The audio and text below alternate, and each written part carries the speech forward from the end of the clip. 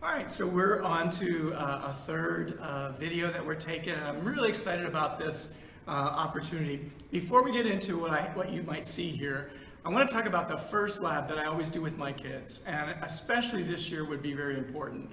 So I get bread that has, my daughter-in-law bakes it, so there's no kind of preservatives, and then we have the kids do different things. We have them just use tongues.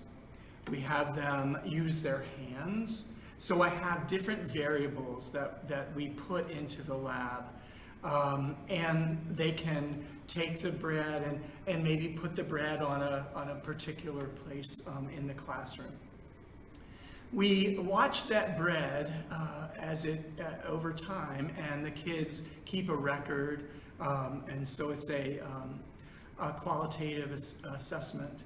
And they record and they'll draw pictures of what they see with colored pencils, and they're pretty astounded by how quickly unwashed hands will have something grow on that bread. So it's a great way to go over SID, right? Your control, independent and dependent variables. To use that terminology with them, that they understand that you're changing one variable each time, and or you could just do two and then have them come up, which would be a great engineering skill, with their own experiment that has to do with washed or unwashed hands or whatever.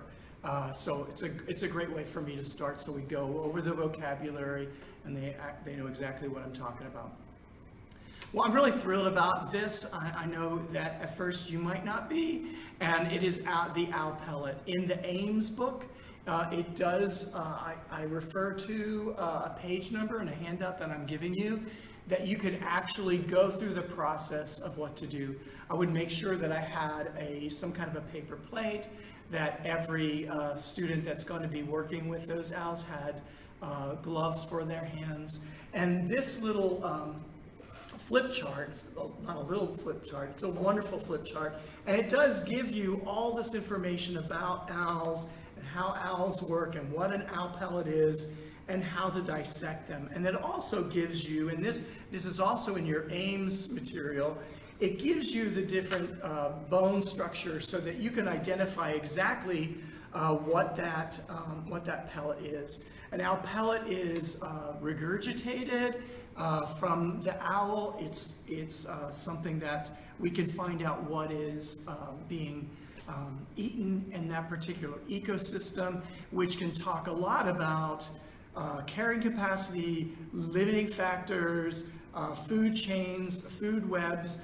All of that is conducive with this experiment or this dissection of an owl pellet lab. And you're going to love this flip chart. So hope you enjoy it.